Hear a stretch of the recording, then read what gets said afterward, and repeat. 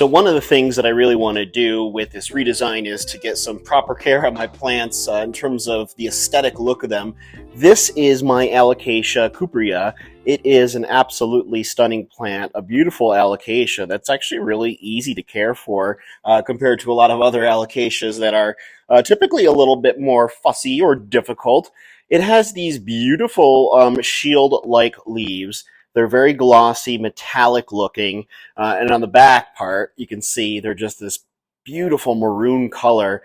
This plant is native to Borneo, and it enjoys medium to indirect light. It likes, unlike other alocasia, a little drying out period in between its watering.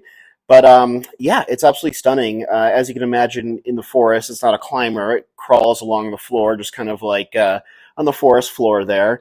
But absolutely stunner. I love the metallic sheen with it.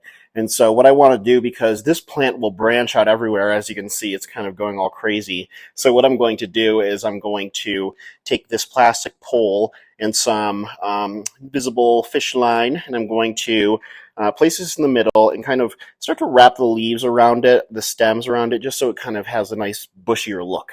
So this should be a pretty simple process. I ordered a bunch of these plastic invisible little poles here. They're used for like orchids and stuff like that, you know, where you have the clips on them and stuff. But I like them because they are invisible. They're not like a color that sticks out or pops out or kind of takes away from the aesthetic look of the plant. So I'm just going to gently put that in there, just where it's a little bit deep enough where I can have it where it doesn't move, because I don't want to disrupt the root system at all. And so what I'm going to do is just then take this piece of invisible fish line, and I'm going to kind of just gently pull on some of these leaves stems together to give it that kind of more vibrant look where they're more compact together and not hanging out all crazy, because these plants will get very bushy, and the leaves can grow up to be like 2 to 3 feet long. They're really beautiful when they get bigger. I mean, they're beautiful right now as is, but I want to make sure that they just don't go all over the place. And I'm sure what I'll end up having to do is redo this quite a few times as the plant continues to mature. But it's been doing pretty well in my care. I've had it for just a little while now. I think like a month and a half, 2 months, but it's already shot out like 2, 3 new leaves, which is expected because this, after all, is growing season. We're here in summer, and it's July while filming this, mid-July to be precise. I can't believe that we're almost into August. But yeah, like I was saying, this plant is native to Borneo, and it also will do really well if you give it some good humidity, like around 60% or more. Now, it doesn't need that kind of humidity. You can get away with literally probably just your standard average household humidity. But if you really want this plant to thrive, you will give it upwards of 60% humidity. And in doing so, that's how you'll end up getting those big, beautiful, bushy leaves that, like I said, can grow to be 2 to 3 feet long. I've been watching some YouTube videos of some other plant growers, and some of the ones that I've seen are absolutely stunning in size. It's kind of crazy, actually. And so I'm hoping that mine will get to that point. Right now I have basically this new leaf, which is coming out and unfurling. They almost kind of look and feel plasticky, which is kind of nuts. And then I have another second new leaf coming out over on this side. So I'm very excited for both of those. Now, you know, one of the things that really scared me away from diving into alocasia, and I didn't really get into them until about 10 months or so ago, is I was mortified because alocasia are known to have and attract lots of plant pests, like spider mites to be specific. And spider mites, oh my gosh, they like can riddle their way through your plant collection, and the next thing you know, it's just a pain in the butt. And so I had always stayed away from alocasia, but I always found them to be such beautiful and fascinating plants. And so once I felt like really secure in my um, plant education, I decided to start getting some allocation. I started with one, and now I think I have like about six or so. And I'm so glad that I overcame that fear of pests with them because they really are such a delight to have. And this allocation in particular is actually one of the ones that rarely do you find plant pests on this, knock on wood. If anything, mealybugs would probably be the one that are attracted to this kind of alocasia. And mealybugs, unless they start to grow and become such a big outbreak, then I'm not as afraid of them because I don't know, I find them to be a little bit easier than some of the other pests that can attack our plants, like spider mites, as I said. Another thing, too, I've read that if there was one pest also that could probably attack this, and it is another scary one, it's like my nightmare plant pest, that is aphids. Aphids, because aphids can spread also to your entire plant collection before you know it, and those suckers can reproduce without mating, and so the next thing you know, you just have like tons and tons of these little uh, aphids everywhere, and they are tough to get rid of. Um, usually you end up having to use like a oh boy, like a rubbing alcohol mixture with some neem oil and stuff like that. But it's just a constant stress. But yeah, I ended up pulling it more together a little bit. And so that's what it looks like right now. And definitely more compact. And I'm going to leave this side a little bit more open because we have the new leaf coming out that way and then that leaf coming out that way. So I'll put this back up in its spot. So there is one other quick plant potting task I wanted to do, and that is to put this philodendron green princess into this Wally grow planter. I love these Wally grow planters. I use them around my apartment. In fact, that's how I created my green wall in my living room, by using them. And they basically just kind of attach to the side of your wall, and you have the plant inside here. And then there's this back slip right here that allows you to pour water in, and it allows for you to not have to re-water your plants as fast as you normally would have to. And so I kind of love that. But what I'm thinking is, because up in the living room wall behind me, there is a neon green pothos, an epiprenum, that I've had up there, and I really loved it up there. But for those of you who have neon green pothos, you understand probably that they tend to crisp up very quickly, unlike regular golden ivy pothos that we're so used to. So I want to take that down off of there because it's just a pain in the butt.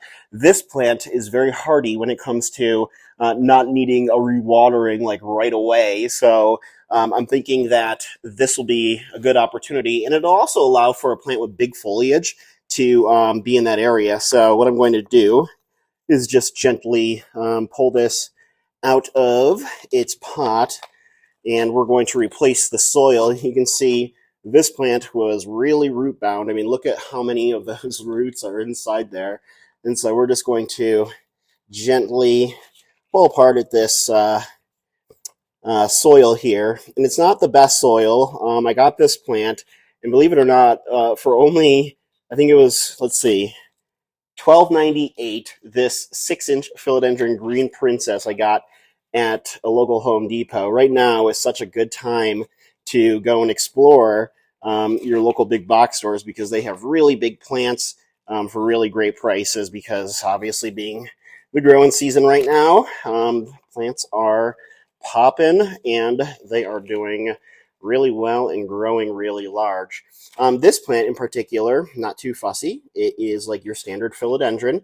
It likes bright indirect light. This one can withstand a little lower light, but what you're going to find in that situation is that it really doesn't grow as large or as fast as you want it to, which makes sense because, less light, it's not going to do as well.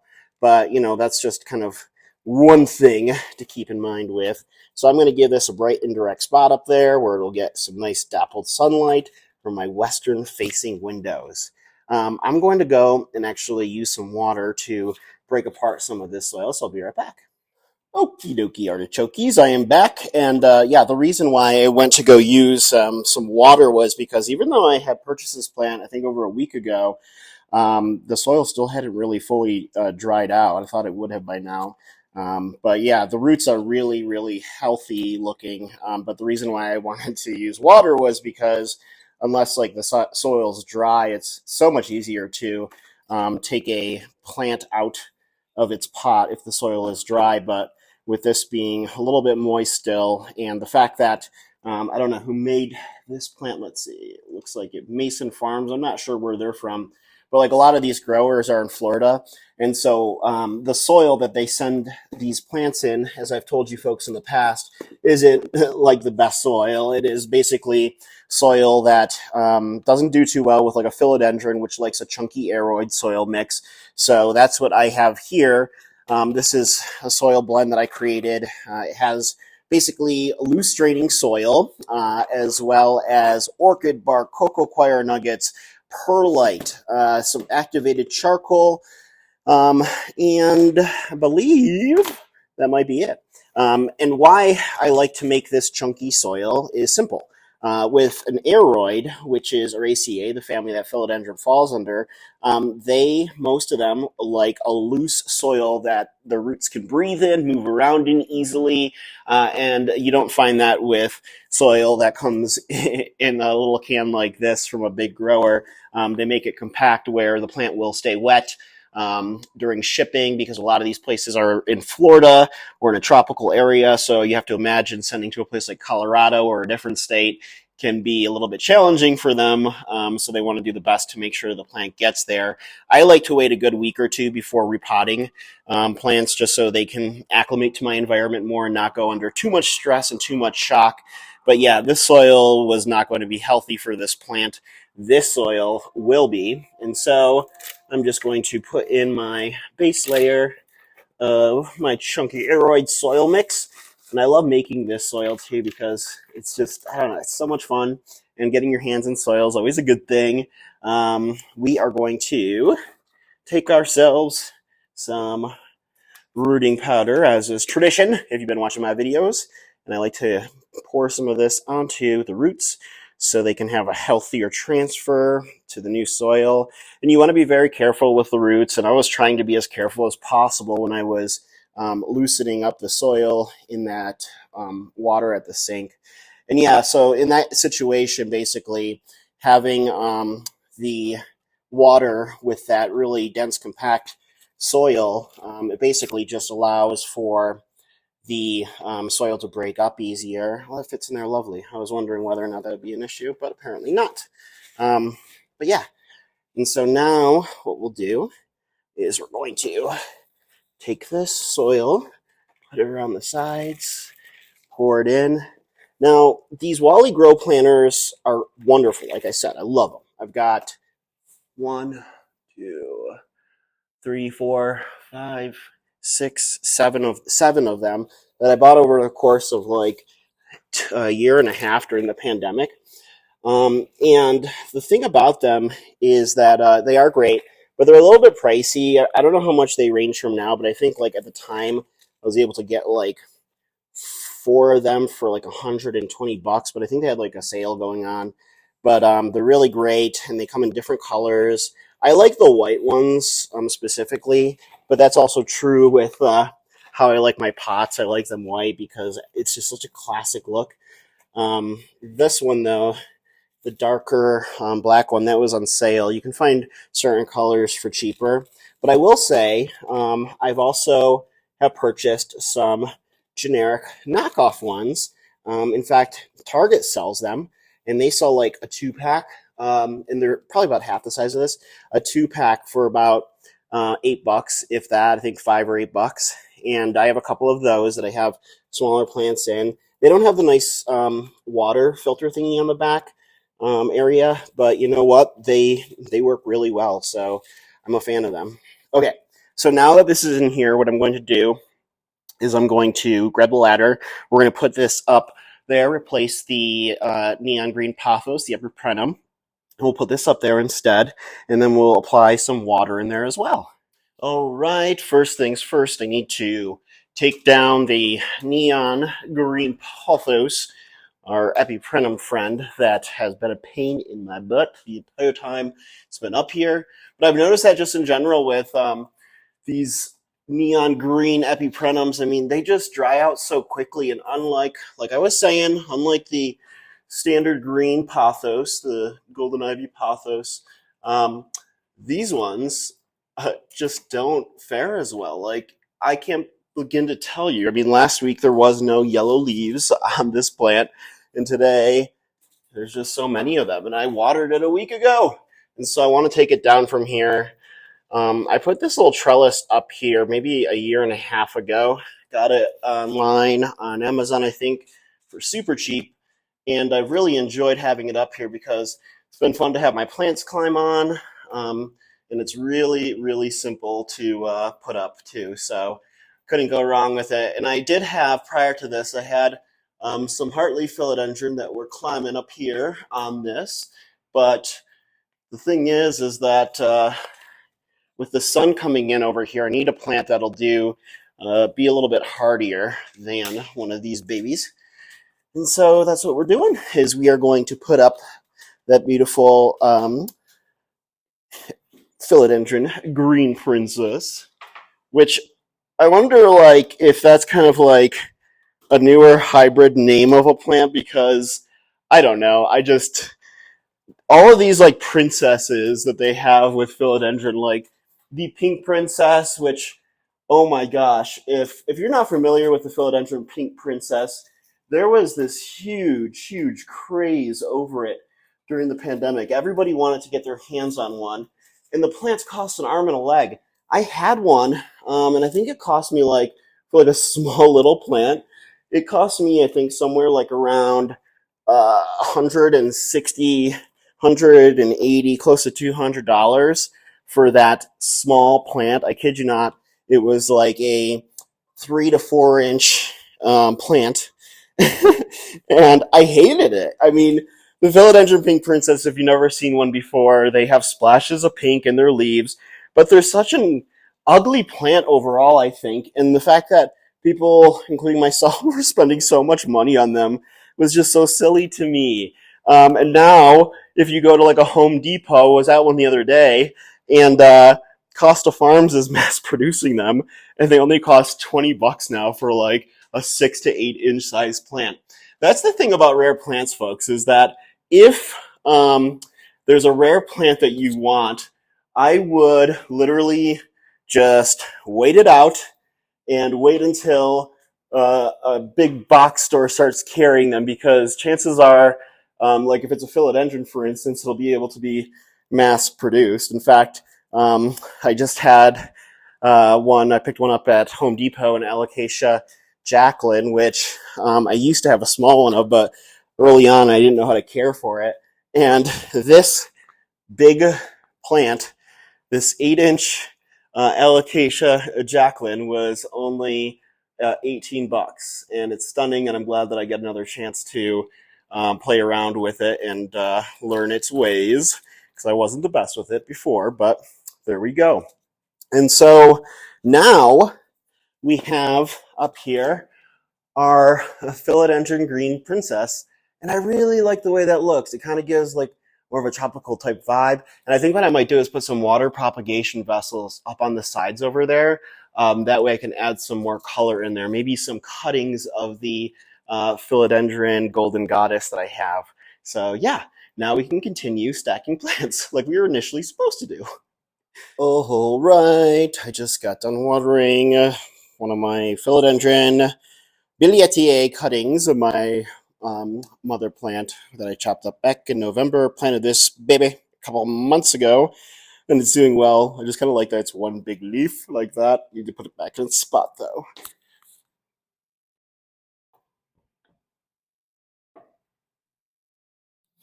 The philodendron bilietiae is hands down one of my favorite plants. And what we're going to do now is we're going to put a new pole in for this Philodendron Florida Ghost, which I've made several cuttings of. I'll tell you, this thing actually, when it comes to like cuttings, this thing does really well, and it propagates up really quickly. So I'm a fan, and I like it very much so. Very much so indeed. In fact, I don't know if I'm going to use a different pole. I think this one's going to do just fine. I just need some more soil in there because it is kind of like the pole isn't intact, I guess. So, uno momento. Okie dokie artichokes. Not only do I have soil here, but I also just finished watering my philodendron green sky, which was gifted to me by my buddy Todd, who owns the Bronze Petal here in Denver. And it is an absolutely lovely plant. This is a baby, but in the time that I've had it, which has been, I don't even know, like 4 months now, 5 months maybe, it's done really well. And in fact, it has grown two new leaves, this one and this one.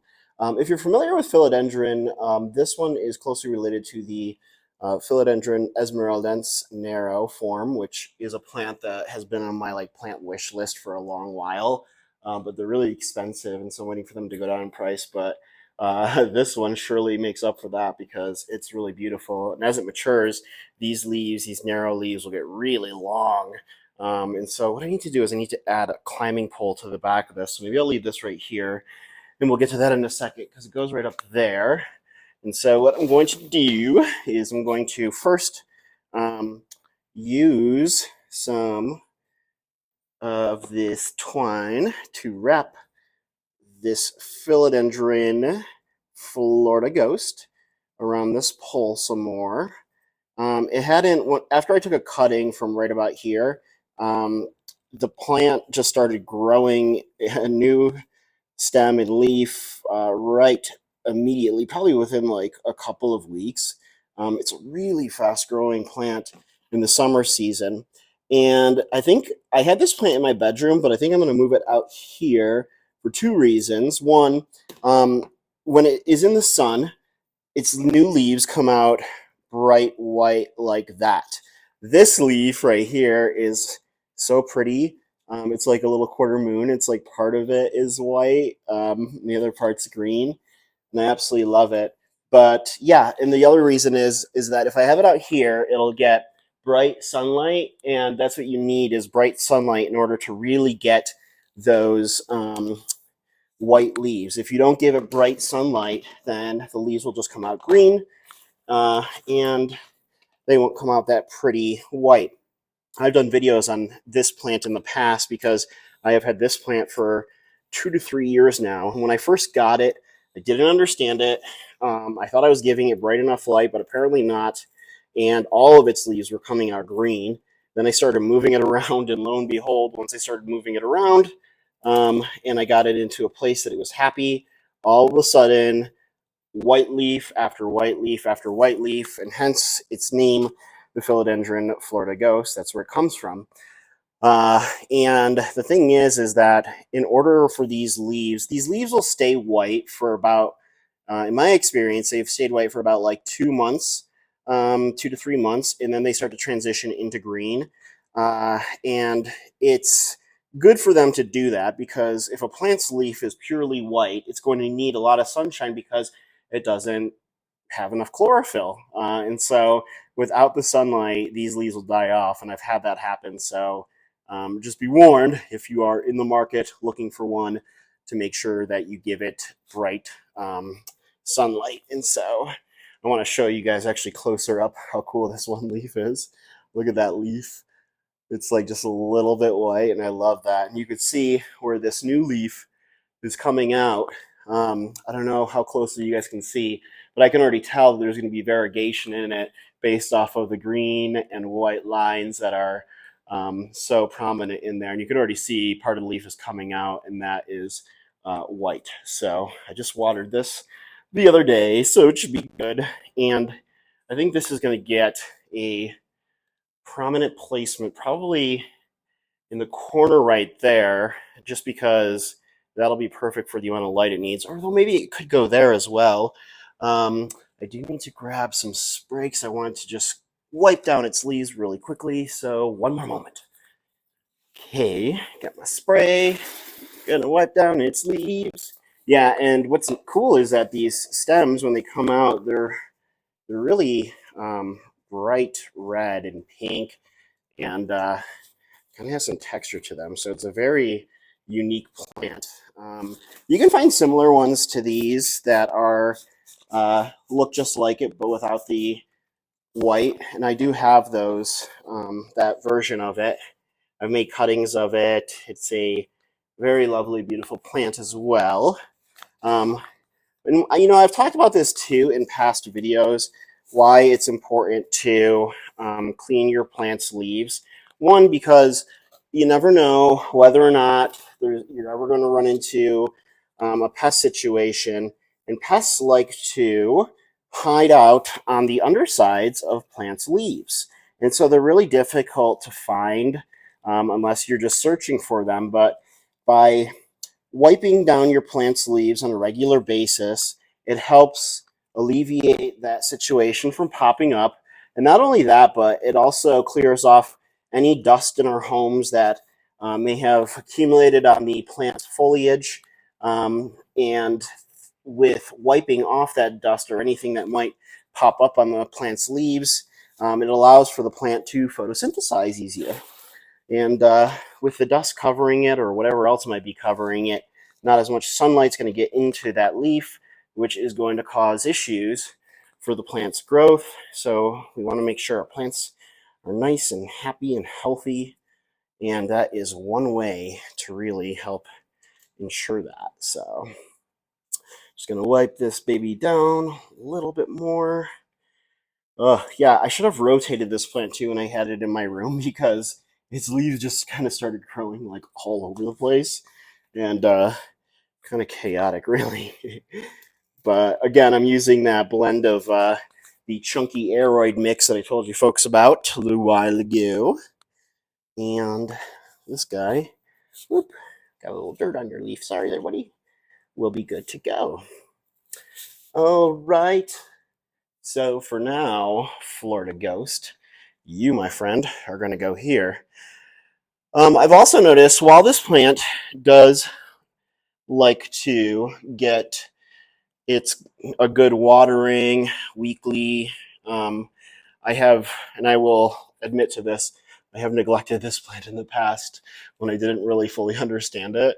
And in doing so, I may have forgotten to like water it for a couple of weeks, like 2 to 3 weeks. But I'll tell you that even with that, this plant still really rocked it and did well. Like it didn't die off, it didn't really show any issues. So it's a fairly easy to care for rare plant if you are looking for something like it.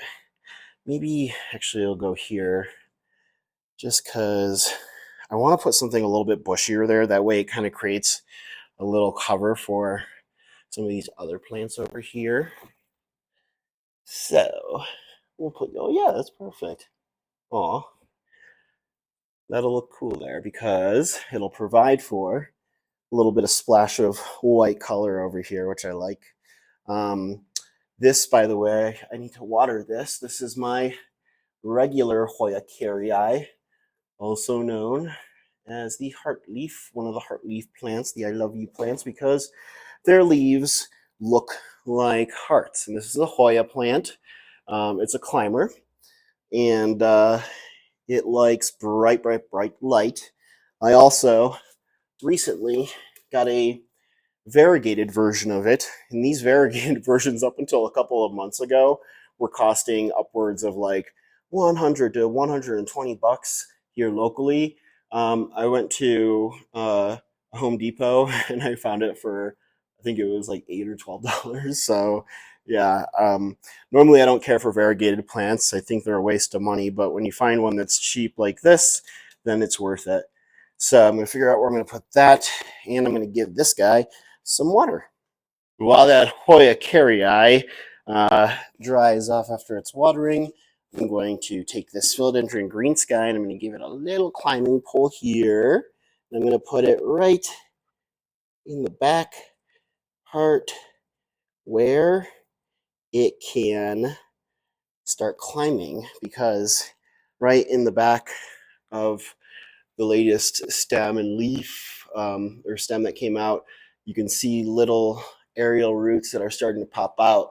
Those aerial roots will sense that there is this climbing pole there, and that's when they'll start climbing up it, and they'll attach to it, latch onto it, very similar to how my Philodendron patriciae has done.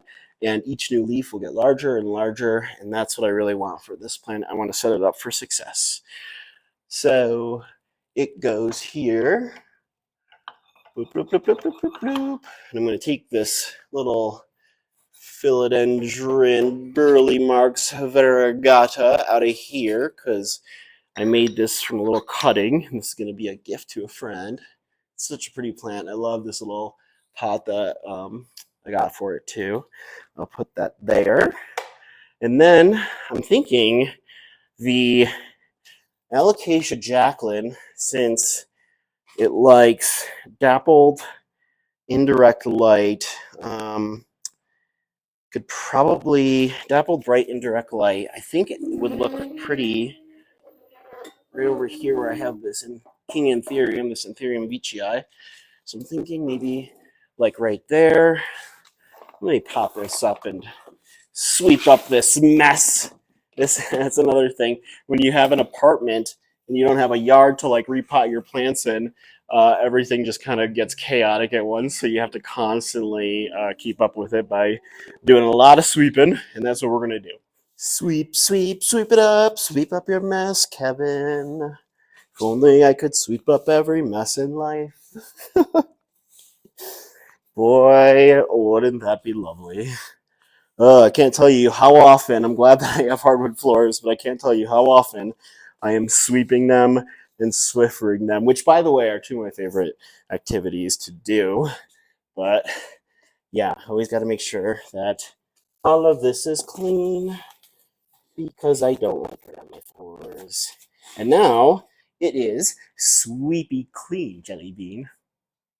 I know, I'm ridiculous.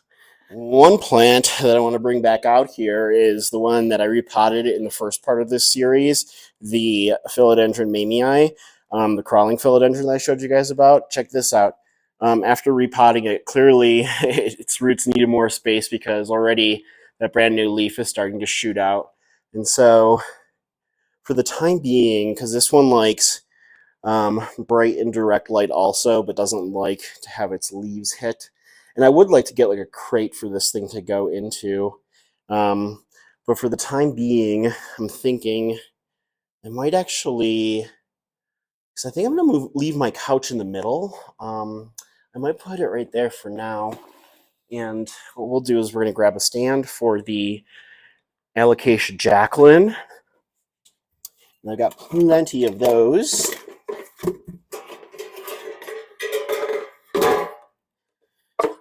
So, okay, I've got regular stands. I've got boxes. I think I'm going to go with a regular stand for over here, though, because I want it to be in this corner dappled where I know that these pots right here will protect it from getting any bright direct light. So that can go there. This variegated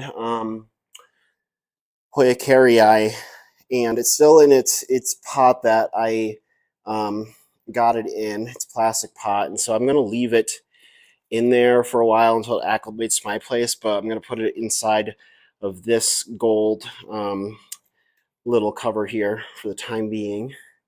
And I want to wipe down its leaves really quickly. Okay, now we're going to put the little variegated Hoyacarii somewhere over yonder.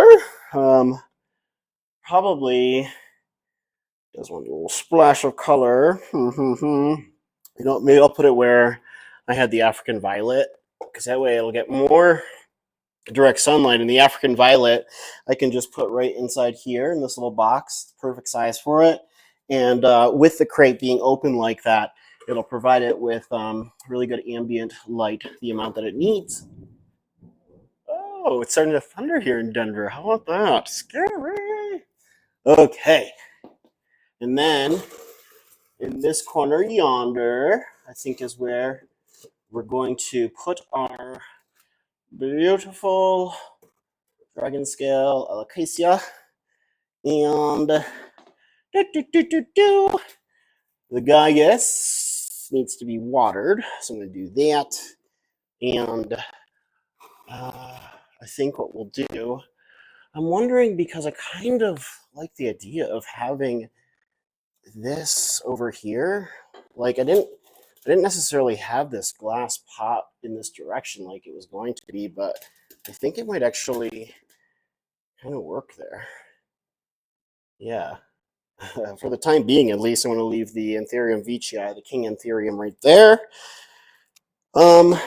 This little Pothos and Joy jumps over here into this corner where it was. And then, oh, that's right. What I wanted to do was take a bushier plant and put it over yonder. I think this guy's going to get moved a little. Our little philodendron yardie. These will move away. And we're going to take our philodendron Summer Glory, which is a hybrid of the Philodendron gloriosum. And I think this guy's going to go. Let's see if I get him right over here. This will give it ample light, like so. That's the kind of lighting it'll need and thrive in. So make sure that it's not in the way. There we go. And then the Philodendron Summer Glory can go right about there. And then I think what I'm going to do is move these out of the way. That guy, the mamei, will stay right there. Give this guy some water. And I think what we're going to do is put one of the other mamei, one of the cuttings in that corner. Here's one of the cuttings that I made from the mother mamei plant. This one right here that I repotted in the first version of the first part of this series. And this is one of the cuttings I made. And it's really beautiful. It turned out really well. And it already has another big growth point coming out there. So this guy, I think, is probably going to go in an area like this. Because I love that those silver dappled foliage along with it. And, oh, I have something cool to show you guys. So I'm going to put some Philodendron gloriosum out here. And I've done plenty of cuttings of mine. And so this hither will be one of the ones that goes out there.